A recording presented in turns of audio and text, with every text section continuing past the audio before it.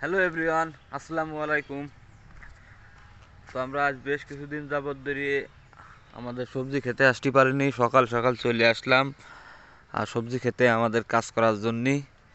তো গাছে এই যে টমেটো দাঁড়াই গেছে, এখন টোটাল গাছের পাতা কাটতে হবে। তো তার জন্য মূলত এখন চলে আসি, এই যে হাতে কাইচি আর ছুরি আছে, এটা দিয়ে মূলত পাতা কাটবো। কাইচি দিয়ে কাটলেই ভালো হয় সব সময়ের জন্য। এডিতে শুরু করো, এডি কাটো, কাইচি দিয়ে কাটো। হ্যাঁ, গোড়াতে কাটো। হুম, ওইভাবে কাটতে থাও। ওই নিচের দিয়ে ওই যে যেগুলো এখন গাছে ওইরকম ধরনের পাতা হয়ে গেছে, এই অবাঞ্ছিত পাতাগুলো কাটি দিলে টোটাল গাছে একটা শক্তি পাবে। তো টোটাল আছে এই অবস্থা আমাদের। এই যে গাছের চারিদিকে সব পাতায় সাফাই গেছে, এই পাতাগুলো কাটিয়ে মোটামুটি গাছটার একটু ফাঁকা করে দিতে হবে, যাতে আলো বাতাস প্রবেশ করতে পারে। তাতে করে হবে কি, ফলনটা দ্বিগুণ পাবে। গাছের যে শক্তিটা খেয়ে ফেলতেছে পাতায়, এই পাতাটা একটু কম খাবে। এইটাই তো মূল উদ্দেশ্য। তো বেশ 2-4 দিন 5 দিন ধরে আজকে খেতে আসতে পারিনি, এটা অন্য জায়গায় গেছিলাম। তো ব্যাপার আছে এই আমাদের কার্যক্রম, আমরা সকালবেলায় চলে আসছি।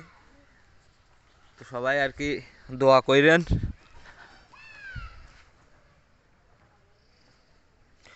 কি ব্যাপার, এত ভিডিওই এত দেরি হলে হবে, এটাও কাটো,